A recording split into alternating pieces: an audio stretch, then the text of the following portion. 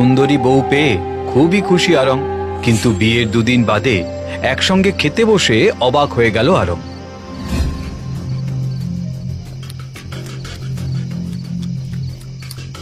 এ আবার কিরকম খাওয়া? এইরকম করে ভেরি কটা ভাতই বা খাবে? আর তরকারি তো খাচ্ছেই না। এইভাবে কাঁটা দিয়ে কয়েকটা ভাতের দানা খেয়ে আরঙের সঙ্গে উঠে পড়ল ভেরি। প্রথম দিন, তাই আরঙও আর কিছু বলল না। কিন্তু পরপর দুদিন একই কাণ্ড দেখে আরং বলল, কি ব্যাপার বলো তো? তুমি এভাবে খাচ্ছ কেন? তুমি কি লজ্জা পাচ্ছ?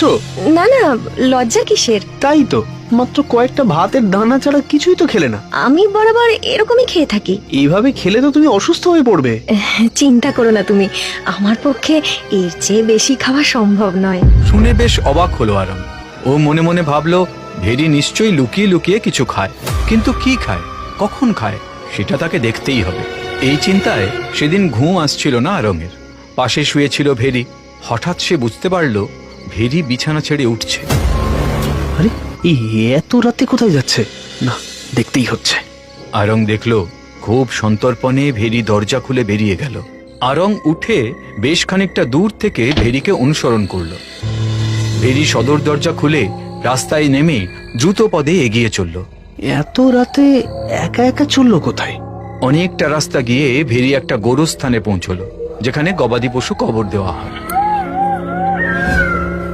আর তারপরই যা দেখলো তা আরো ভয়ঙ্কর। গোরস্থান খুঁড়ে একটা পশুর মৃতদেহ তুলে দাঁত দিয়ে টেনে টেনে খেতে শুরু করলো ভেরি।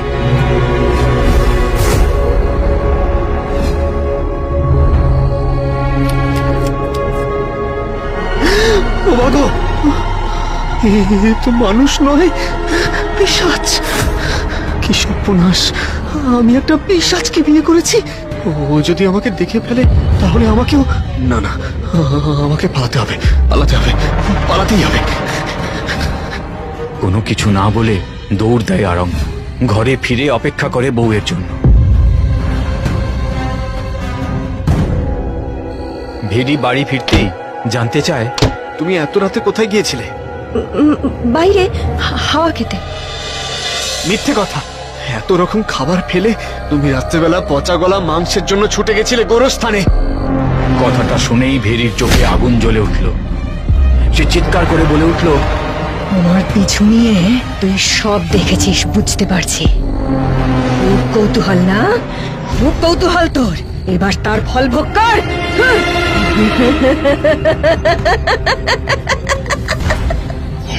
এই বলে হাতে একটু জল নিয়ে বিড়বিড় করে মন্ত্র পড়ছে দেখে আরং দরজা খুলে পালাতে যাবে, অমনি সেই মন্ত্রপুত জল এসে পড়ল আরঙের গায়ে।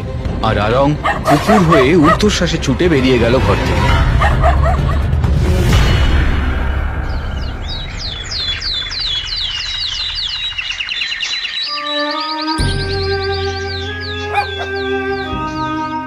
হায় হায় হায় হায়, এই ছিল অদৃষ্টে! কি করবো এখন? কোথায় যাব?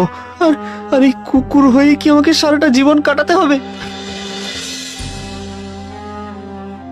হায় মানব জীবন! কিন্তু কিন্তু আমি এখন খাবো কি? এইরকম ভাবতে ভাবতে সে পথে পথে ঘুরছে। হঠাৎ দেখে একজন লোক বেশ কিছু কুকুরকে খেতে দিচ্ছে, আর পথের ধুলো থেকে কুকুরেরা মহানন্দে সেই খাবার চেটে খাচ্ছে। না না না না, আমি এভাবে কিছুতেই খেতে পারবো না। তাহলে তাহলে কি আর আমার খাবার জুটবে না?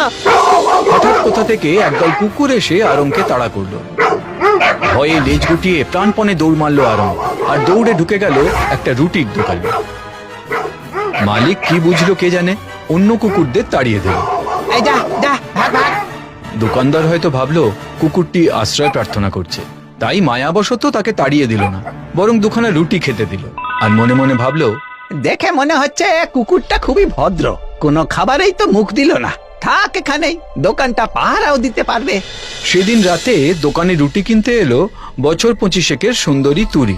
তার চোখ পড়লো আরঙের দিকে। আরঙও তাকিয়ে আছে তুরির দিকে। তুরি মিটিমিটি হাসছে। ও হাসছে কেন? আচ্ছা, ও কি বুঝতে পারলো যে আমি মানুষ? সেটা কি করে সম্ভব? উফ, এই পৃথিবীর সব সম্ভব অসম্ভব আমার গুলিয়ে যাচ্ছে। রুটি নিয়ে দাম মিটিয়ে ইশারায় তুরি ডাক দিল আরংকে। আরংও দোকানিকে লুকিয়ে চুপি চুপি তুরিকে অনুসরণ করলো। একটা বিশাল বাড়ির কাছে এসে চুপ করে দাঁড়িয়ে গেল আরং। কি হলো, দাঁড়িয়ে গেলে কেন? এসো, বাড়ির ভেতরে এসো। হ্যাঁ হ্যাঁ, আমি বুঝতে পেরেছি তুমি কুকুর নও, কুকুর বেশি মানুষ। তোমাকে এখানে নিয়ে এলাম তোমাকে মানুষ করে দেব বলে। এসো এসো এসো। আরং তখন তুরির পিছনে পিছনে লেজ নাড়াতে নাড়াতে ঘরে ঢুকে গেল। এবারে তুরি একটা মন্ত্র পড়ে আরঙের গায়ে সেই মন্ত্রপুত জল ছিটিয়ে দিতেই আরং কুকুর থেকে আবার মানুষের রূপে ফিরে এলো। তুমি যেই হও, তুমি আমাকে নতুন জন্ম দিলে। আমি আজীবন তোমার কাছে কৃতজ্ঞ থাকবো। এবার তোমার ঘটনা বলো, কিভাবে তুমি কুকুর হয়েছিলে? আরং ভেরির সমস্ত ঘটনা তুরিকে আগাগোড়া বলল। শুনে তুরি বলল, ভেরিকে আমি জানি, আমরা দুজনেই জাদু করি। আমার চেয়ে ভেরির ক্ষমতা অনেক কম, সেজন্য ভেরিকে বড় ভয় করে। জাদুবিদ্যা ছাড়া আমরা দুজনেই প্রেতবিদ্যা জানি। আমি সৎভাবে সাধারণ গৃহস্থ জীবন যাপন করছি, কিন্তু ভেরি প্রেতেদের সাথে মিশতে শুরু করে এবং মৃতদেহ ভক্ষণে অভ্যস্ত হয়ে পড়ে।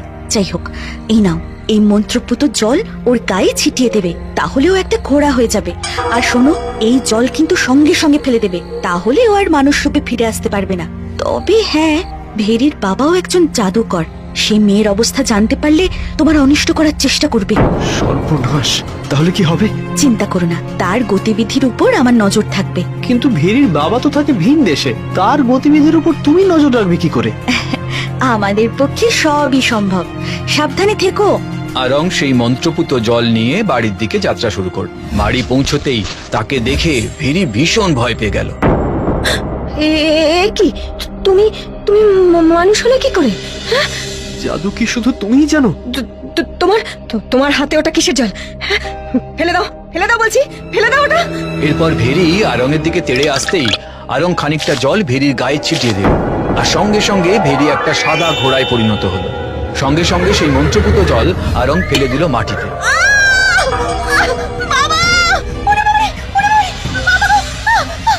এরপর একটা দড়ি দিয়ে ঘোড়াটাকে বেঁধে ফেললো আরং, আর তাকে বেঁধে রাখলো ঘরের বাইরে।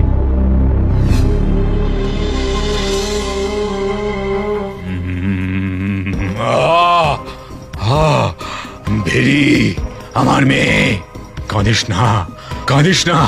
কার এত বড় সাহস যে তোকে ঘোড়া বানিয়ে দিয়েছে? তুরি, তোকে আমি শেষ করে দেবো তুরি। কিন্তু না, তার আগে আমার জামাই আরং। কাঁদিস না মা, কাঁদিস না, আমি আসছি। চিন্তা করিস না মা, তোকে আমি আবার আগের রূপে ফিরিয়ে আনবই। তার আগে তোর স্বামীকে গোপনে শেষ করতে হবে, তারপর তুরির শক্তি ক্ষয় করতে হবে, নইলে সারা জীবন তুই এই রূপেই থেকে যাবি মা।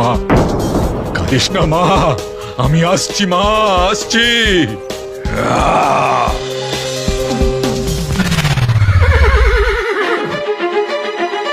ভেরির বাবা একটা বিষধর সাপ হয়ে সন্তর্পণে ঢুকে পড়লো আরঙের ঘরে।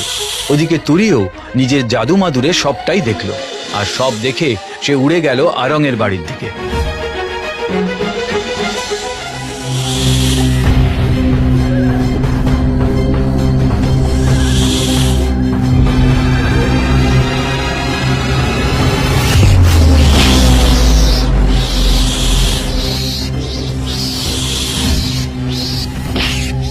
ভেরির আত্মচিৎকারে ঘুম ভেঙে যায় আরঙের। বিছানার পাশে নেউলকে দেখে ভয়ে ধর্মর করে উঠে বসে আরং। ভয় পেও না, আমি তুরি। তুমি এই রূপে এত রাতে? না হলে যে ভেরির বাবা তোমায় শেষ করে দিত। মানে? ওই দেখো। সাপ? না, এ তো ভেরির বাবা। হ্যাঁ, বিষধর সাপ হয়ে তোমাকে ছোবল মারতে এসেছিল, তাই তো আমাকে নেউলের রূপ ধারণ করতে হয়েছিল ওনাকে হত্যা করার জন্য। তোমার এই উপকার আমি আজীবন মনে রাখবো। কেমন করে শোধ দেবো এই ঋণ? সে তো তুমি জানো। দেখো, আমি চাষি, সাধারণ গৃহস্থ, কি দেব তোমায়? আচ্ছা, সব ভুলে তুমি আমার সঙ্গে থাকবে? তুমি আমাকে বিয়ে করবে? এমন একটা সুন্দর স্বাভাবিক জীবনই তো আমি চেয়েছিলাম। তুমি আমার মনের কথাটাই বললে আরং। এরপর আরং আর তুরি মিলে কাটাতে থাকে এক সুন্দর সুস্থ জীবন। একটি ফুটফুটে সন্তানও হয় তাদের, তার নাম রাখে আরি।